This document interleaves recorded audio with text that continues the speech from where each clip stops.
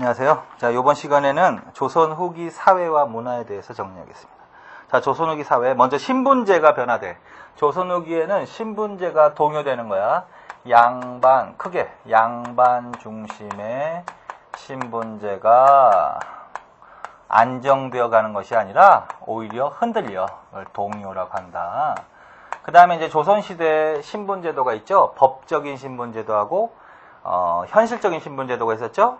그래서 법적인 신분제도는 양천제고 현실적인 신분제도는 반상제인데 조선 후기엔 뭐가 일반화되냐면 반상제가 일반화됩니다. 그래서 반상제가 일반화됩니다라고 해야 돼. 그리고 조선 후기에는요 신분 내 계층 분화가 심화돼. 계층 분화가 심화돼. 가장 직접적인 예를 든다. 양반의 계층 분화도 심화돼. 양반은 여전히 권력을 갖고 있는 권력 양반이 있어. 그걸 건반이라고 해. 반면에 정치적으로 경제적으로 몰락하는 양반도 있어. 그거는 향반, 잔반이라고 합니다. 향반, 잔반. 이걸 계층 분화라고 표현합니다. 자, 조선 후기에는 농민도 계층 분화가 이루어져. 이건 하셨죠? 자, 일부는 분홍으로 성장한다. 요호부민층으로. 그러나 대다수는 임금 노동자로 전락합니다. 이게 조선 후기에 신분 계층 분화와 관련이 있습니다. 이렇게. 그 다음에 이제 조선 후기에는 적극적인 신분 상승 운동이 전개되기도 하거든. 그게 가장 대표적인 게 서울이야, 서울. 첩의 소생 있죠? 서울과 기술직 중인들. 기술직 중인들을 중심으로 무슨 운동이 추구되었습니다? 신분 상승 운동이 전개되었습니다. 조선 후기 거꾸로 적극적인 신분 상승 운동을 전개하는 계층은 누구다? 서울과 기술직. 특히 요 서울 있죠? 요 서울은 주로 이제 정조가 조금 등용을 해. 정조 때 규장과 검서관으로 실제로 등용되기도 합니다. 그래서 요 정도의 내용이다. 자, 그래서 요게 바로 조선 후기의 신분제의 변화 내용이다. 자, 그 다음에 이제 조선 후기 노비와 관련된 내용이 나오는데, 자, 조선 후기의 노비는요, 신분 상승을 하기도 해.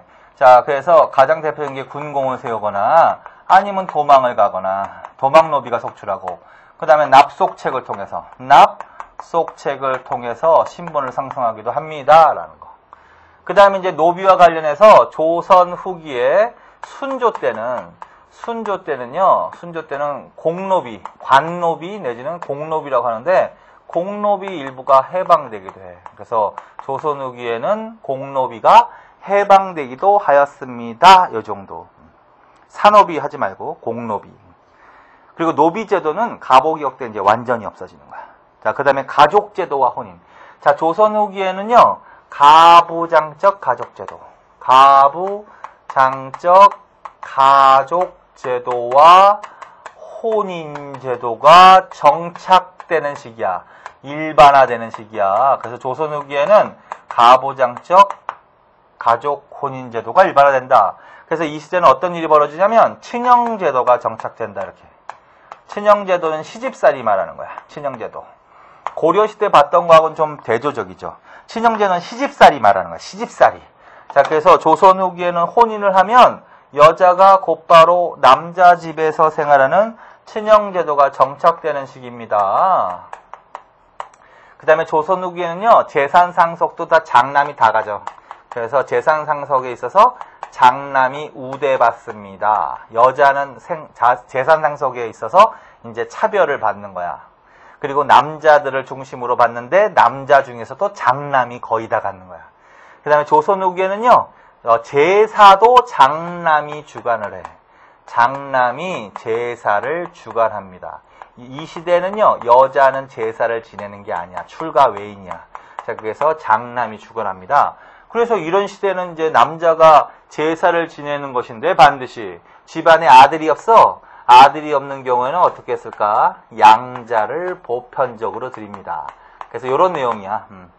그 다음에 조선 후기에는 가부장적 가족제도를 운영을 위해서 더욱더 여자들의 정조를 강조해. 수신을 강조한다고. 그래서 과부의 제가도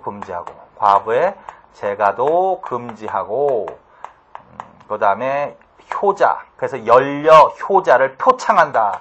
그래서 수신과 효, 정절과 효를 강조한다. 요게 조선 후기의 혼인과 가족제도야. 이러한 가족제도를 뭐라 그런다? 부계 중심의 가족제도라고 하는 거죠. 가부장적 가족제도. 그래서 그거 정리해 놓으시고 반드시. 그 다음에 조선 후기에는 이제 향촌사회 모습도 분명히 변할 거야. 조선 후기 향촌사회. 조선 후기 향촌사회 모습도 변할 거야. 조선 후기 향촌사회에서는요, 일단 양반의 권위가 약화되는 거야. 양반의 향촌 지배력이나 권위가 약화됩니다. 그리고 새롭게 조선 후기에는 부농층이 성장하지.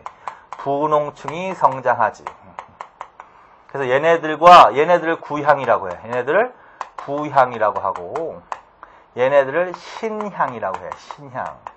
그래서 원래 향촌 사회를 주도했던 세력은 양반 세력이었는데 그 양반의 향촌 주도력이 조금 약화되고, 반면에 이제 부농층이 성장하고 새롭게 성장한 세력에서 신향이라고 하는데 얘네들의 다툼이 끊이지 않아. 그걸 향전이라고 한다. 그래서 조선 후기 향촌 사회에서는 무엇이 자주 발생했습니다? 향전이 자주 발생했습니다. 구향과 신향 간에. 이것도 조선 후기 향촌 사회의 모습이라는 거죠. 자, 그래서 이 정도 정리해 놓으시면 돼. 자, 그 다음에 이제 조선 후기의 사상을 한다. 조선 후기는 여전히 농민들의 생활이 안정되지 못한 거야. 왜? 그러면 대다수가 몰락해서 임금 노동자가 되기 때문에. 그래서 향촌 사회의 동요를 반영하는 묵격신앙이 발달한다. 묵격신앙. 그 다음에 미륵신앙이 유행한다. 미륵신앙이 유행한다. 그 다음에 이제 뭐 세상이 뭐 말세가 온다는 등 뭐 천지 개벽할 일이 온다는 등 각종 예언사상이 난무해. 각종 예언사상이 난무해. 그래서 이런 것들이 유행하는 게 조선 후기인데 여기에 바로 뭐냐면 민간신앙이라고 하는 거야. 그래서 조선 후기에는 무슨 신앙이 유행한다? 민간신앙이 유행합니다. 민중 사이에서. 당연한 거지, 민간신앙이니까. 이거는 뭘 반영하는 거냐면 민심의 동요를 반영하는 거야. 그래서 대표적인 예로 어떤 일이 있었다? 묵격신앙, 미륵신앙, 예언사상 등이 유행하였습니다. 자, 그 다음에 이런 상황에서 전래되는 서양 종교가 있지. 그것도 정리해놔야 돼. 천주교. 자, 조선 후기엔 뭐가 보급되옵니다? 천주교. 근데 조선 후기 천주교는 서학이라고도 불렸어요. 서학이라고도 불렸어. 그래서 천주교 서학. 원래 이 서학은요, 17세기에 중국으로부터 들어오는 거거든? 그런데 이제 맨 처음에는 학문 연구의 대상으로 삼았어. 학문 연구. 그러니까 맨 처음에 이 천주교를 접한 조선인 사람들은 지식인층이야. 주로 중국에 건너갔던 사신들, 요런 사람들이 이 천주교에 관심이 있었고, 그런 사람들은 천주교를 종교로 대한 게 아니라 학문 연구의 대상으로 여겼단 말이야. 그러다가 18세기 후반에는 점차 신앙운동으로 발전하는 거야. 종교, 신앙운동으로 발전했습니다. 근데 가만 보면 천주교는 신분제를 중시하는 종교가 아니잖아요, 당연히. 인간은 평등한 거잖아, 신 아래. 그래서 평등 사상이 내포되어 있는 거고, 그러나 조선사회는 신분제 사회가 엄격히, 그래서 조선정부하고 안 맞는 거야. 그리고 조선 후기의 천주교 신자들이 또 제사를 거부하더라고요. 그래서 정부로부터 탄압을 받습니다. 그래서 그걸 박해라고 한다. 박해. 그래서 조선 후기에 정부는 천주교를 사교, 가짜 종교라고 규정을 하고 천주교를 믿으면 탄압을 했다. 박해를 했다. 그래서 이거를 천주교 박해라고 합니다. 그래서 조선 후기에는 천주교 박해가 일어나기도 합니다. 이렇게. 자, 그 다음에 이제 동학이라는 종교도 정리해놔야 돼. 동학. 자, 동학은 이거는 서양 종교지만 동학, 이건 서학이지? 이건 서양의 학문이라는 뜻이야. 이건 동학, 이건 우리나라 민족 종교야. 그래서 동학은요, 1860년, 19세기야. 최재우라는 사람이 만든 종교야. 최재우. 그래서 이 최재우는 경주 출신 몰락 양반인데, 그걸 이어서 말하면, 경주 출신 몰락 양반 최재우가 1860년, 19세기 중반, 세도정치기에 만든 종교가 뭐다? 동학이라고 합니다. 그래서 그 동학도 반드시 정리해 놓으세요. 근데 이 동학이라는 거에는 기본적으로 이런 사상이 들어가 있어. 인내천.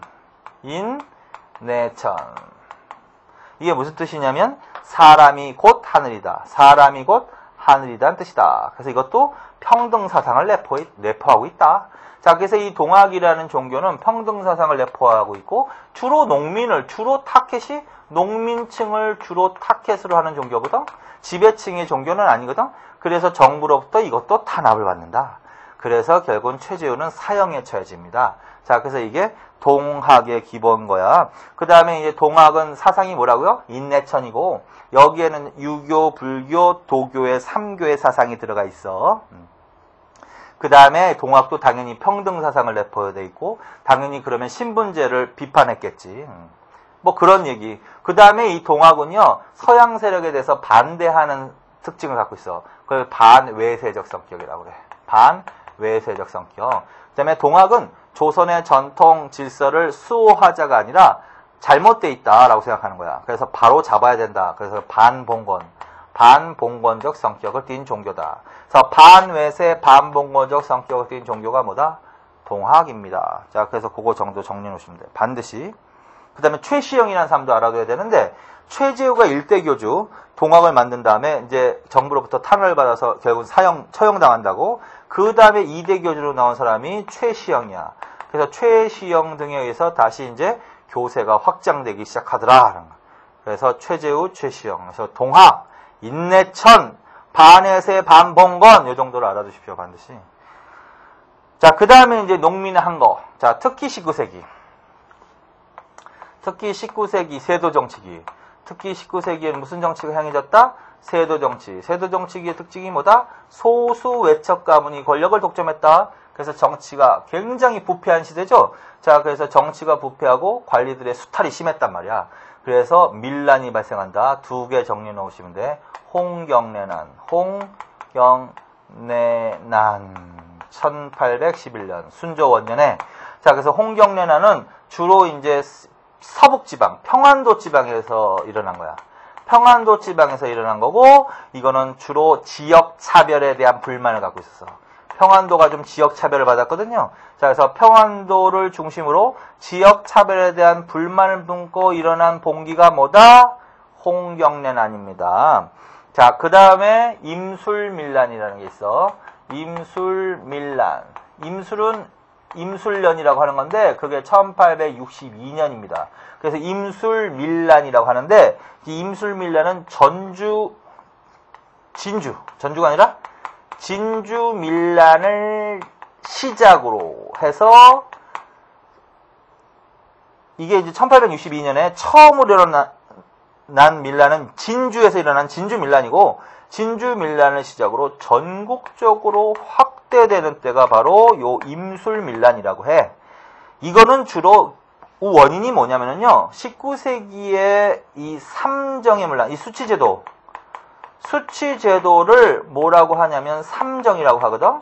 그래서 삼정의 문란의 결론은 내용적으로 말하면 수치제도가 문란해졌다.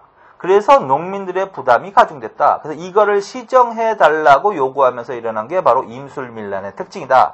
그래서 삼정의 문란과 관련해서 임술밀란. 그래서 이제 정부가 이 전국적으로 확대되니까 이걸 막아야 되겠죠. 그래서 이제 삼정의 문란을 시정하기 위한 개혁기구를 이때 설치해. 개혁기구도 알아두세요. 삼정이정청. 삼정이정청이라고 한다. 그래서 임술밀란을 계기로 정부가 수치제도를 개혁하기 위해서 설치한 개혁기구를 뭐라고 한다? 삼정이정청이라고 합니다. 자, 그래서 요 정도입니다.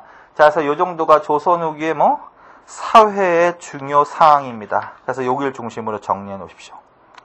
자, 그 다음에 이제 조선 후기의 문화로 가겠습니다. 자, 조선 후기의 문화.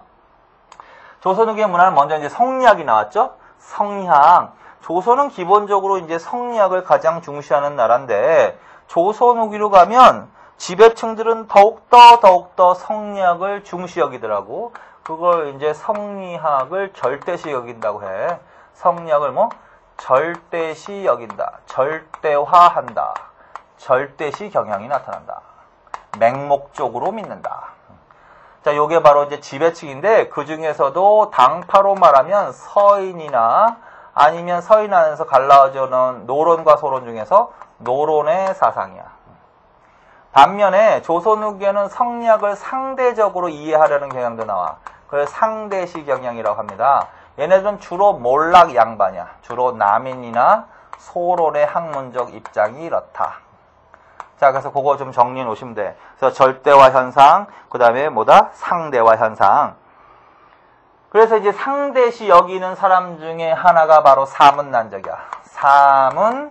사문난적이라고 불리는 애들이 나오는데, 요 사문난적에 대해서 정리하면, 윤유하고 박세당. 윤유하고 박세당이라는 사람이다. 요 사람들은 어떻게 했냐면, 유교 경전을 독자적으로 해석했어. 유교 경전을 주자와 다르게, 주자는 이제 성리학을 만든 사람이거든요. 이 절대시 여기는 경향의 사람들은 유교 경전을 주자의 해석, 견해로만 해석을 하는 거야. 그런데 얘네들은 유교 경전을 주자와 다르게 독자적으로 해석을 한 거야. 그런데 얘네들은 지배 세력이 아니었다라는 거지. 그래서 지배 세력은 얘네들은 절대시 여기는 주자와의 견해를 맹신하는 애들이거든. 그래서 자신의 견해와 다르다고 해서 얘네들을 유교 질서를 어지럽힌 자란 뜻이야. 이게 사문난적, 배반자란 뜻이, 성리학의 배반자.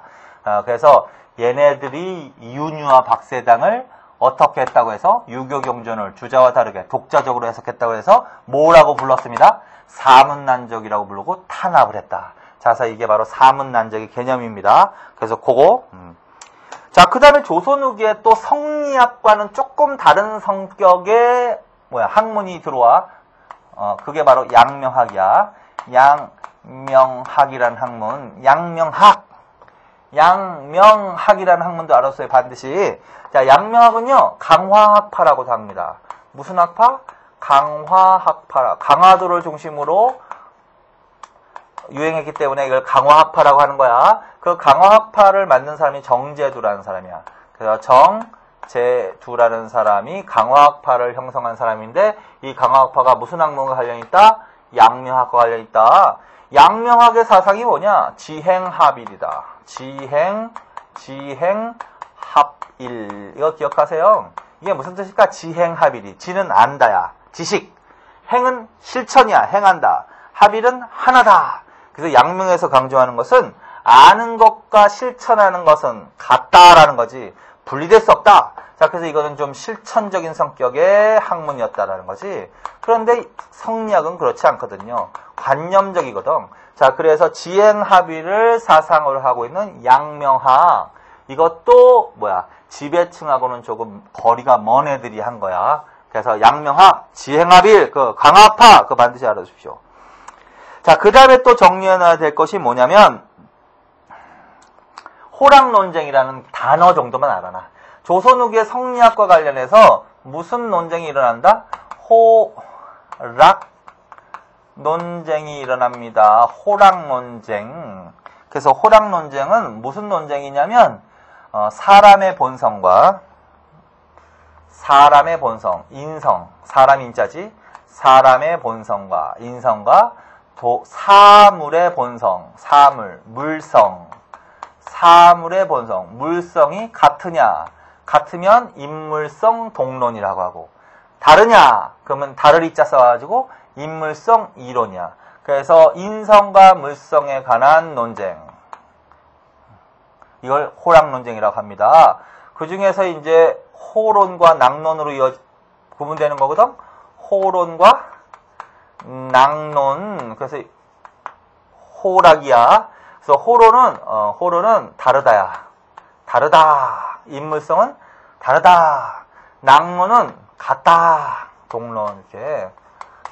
근데 여기 어디에 영향을 미치냐면, 낙론은 동론이고, 이게 청으로부터도 배울 게 있다 해서 북학파에 영향을 미치는 거고, 그 다음에 요 호론은 인성과 사물은 다르다 해가지고 이거는 위정척사에 영향을 미친다.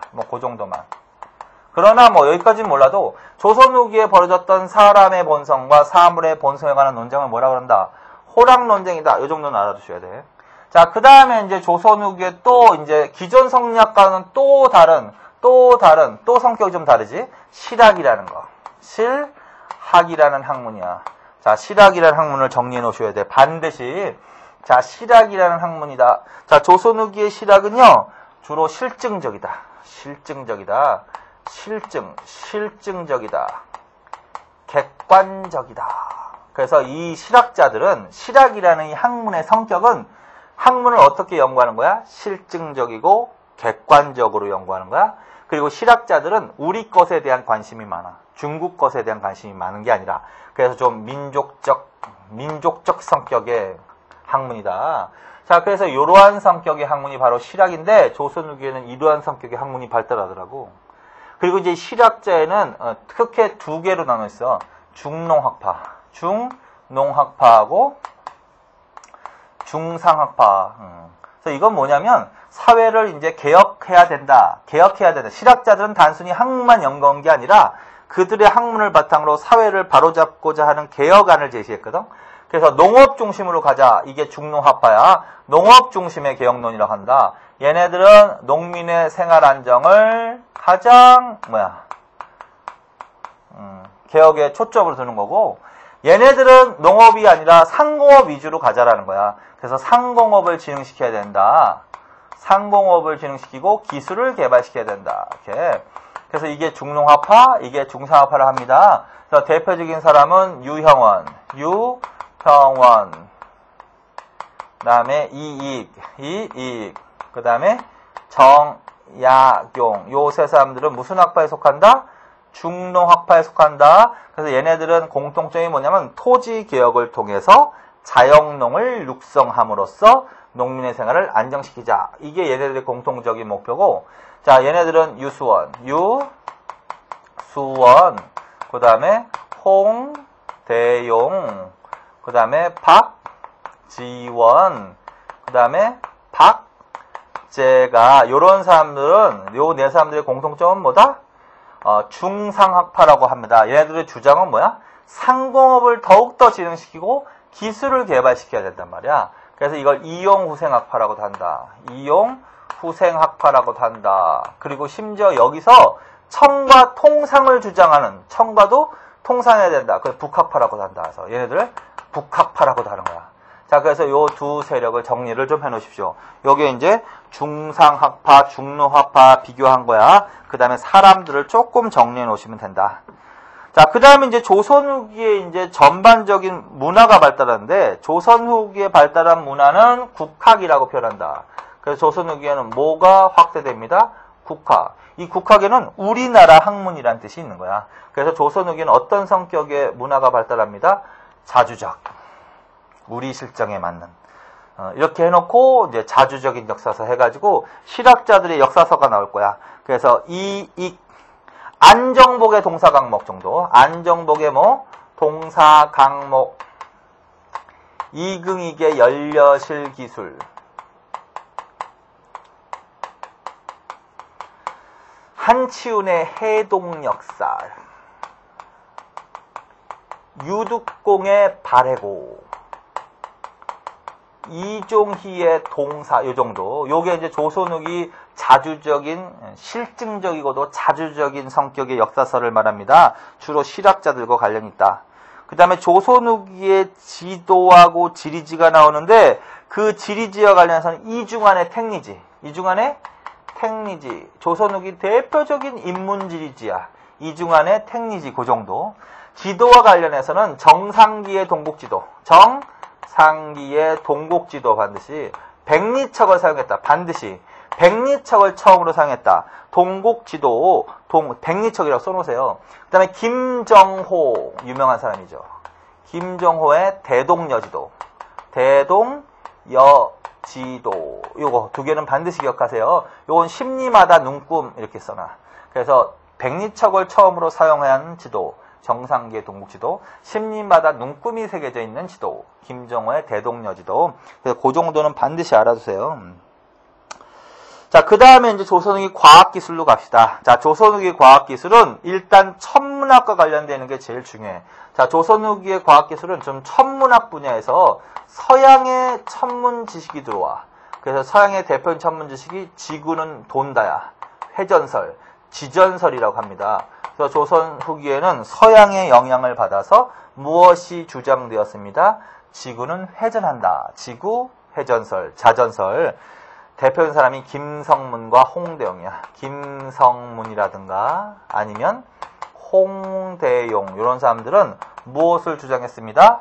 지전설을 주장했습니다. 이게 뭘 의미하냐면 중국 애들은 건방지게 항상 세상의 중심은 자기라고 생각하거든. 그걸 중화의식이라고 하거든.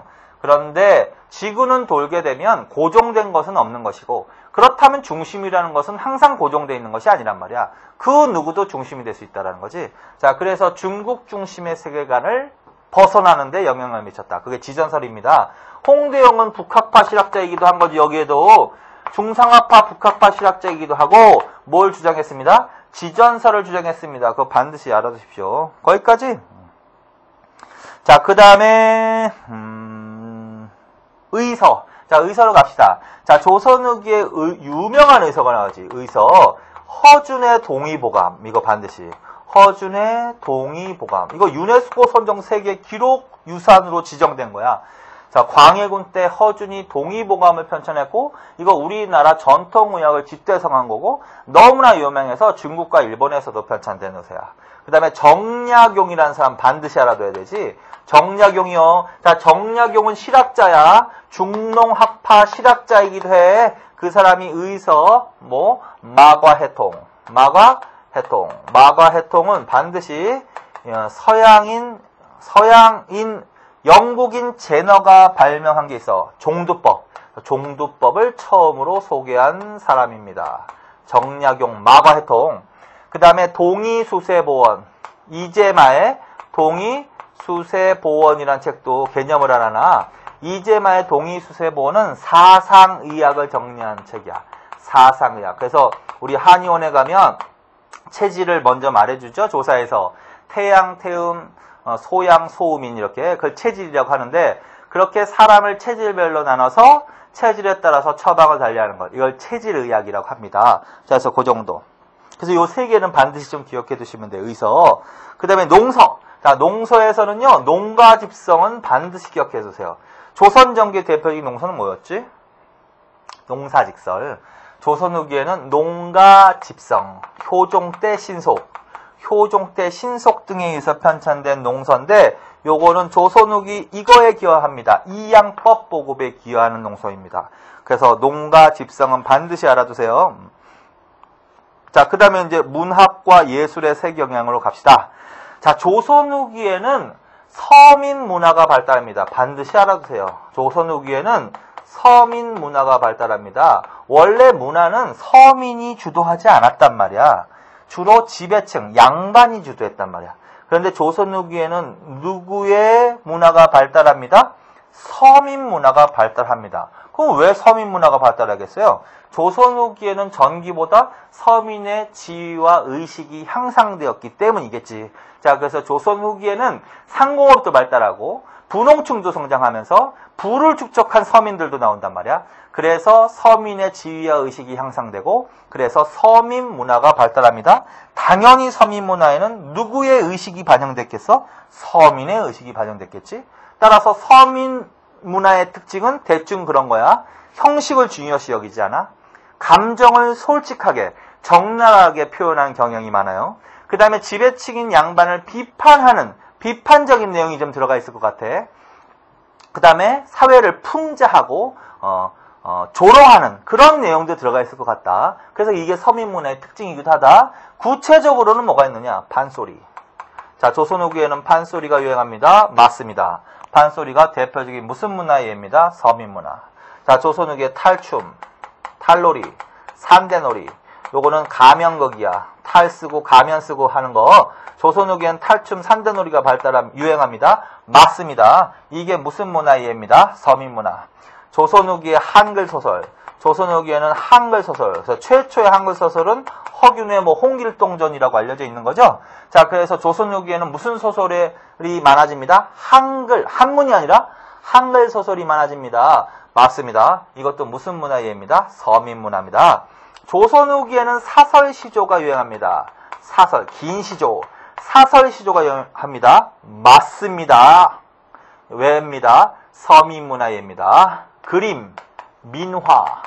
조선 후기에는 민화가 유행합니다. 맞습니다. 왜입니다? 이것도 서민문화입니다. 그래서 민화는 주로 뭘 그리는 그림이냐면 주로 까치, 해, 달, 물고기 이런 것들을 그리는 거야. 자, 그래서 서민 문화가 발달했습니다. 그거.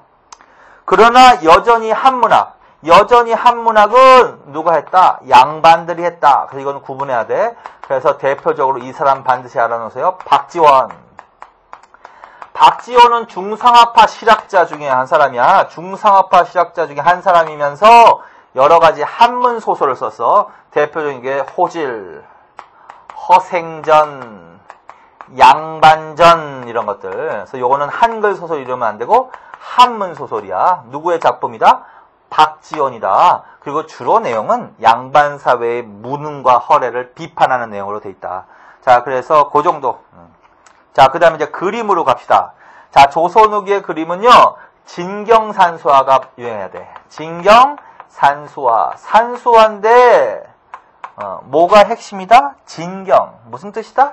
진짜 경치를 보고 그린 거야. 관념, 상상 속으로 그린 게 아니야. 진짜 실경을 보고 그린. 진경산수화가 유행하는 게 조선 후기입니다. 18세기 전반. 누구? 정선.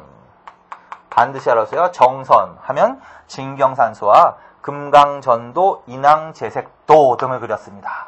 자, 그 다음에 조선 후기에 가면 또 뭐가 유행하냐면 풍속화가 유행합니다. 요것도 반드시 알아주세요. 풍속화. 풍속화는 뭘 그린 그림이야? 풍속을 그린 그림이지. 풍속은 뭐야? 사람들의 생활 모습이죠, 뭐. 자, 그래서 대표적인 풍속화가 두 사람 기억하세요. 김홍도하고 신윤복. 김홍도하고 신윤복이 있습니다. 근데 좀 풍속화의 내용이 좀 달라. 김홍도는 주로 서민이나 농촌의 모습을 주로 그렸고, 그 다음에 신윤복은 도회지 부녀나 양반의 유흥과 정치를 주로 그렸다. 자, 그래서 그걸 좀 나눠놓으시면 돼. 그 다음에 조선 후기에 가면 모두 유행한다고? 민화도 유행한다고 그랬죠, 민화. 민화가 대표적인 무슨 문화의 예다? 민중문화. 그래서 까치, 해, 달, 물고기 이런 것들을 그리는 게 바로 민화입니다. 자, 그래서 조선 후기의 그림은 진경산수화, 풍속화, 민화 이런 것들은 반드시 좀 알아두셔야 돼. 자, 그 다음에 이제 건축으로 갑시다. 자, 조선 후기의 건축은요, 주로 이제 사원 건축이 몇 개 나오는데, 17세기 줄쳐놓고 17세기에는 주로 누구의 성장을 반영하는 양반 지주층의 성장 그것 줄쳐놓으시고 그 다음에 불교의 사회적 지위 향상을 반영하는 건축물이 있었습니다. 그게 이제 법주사 팔상전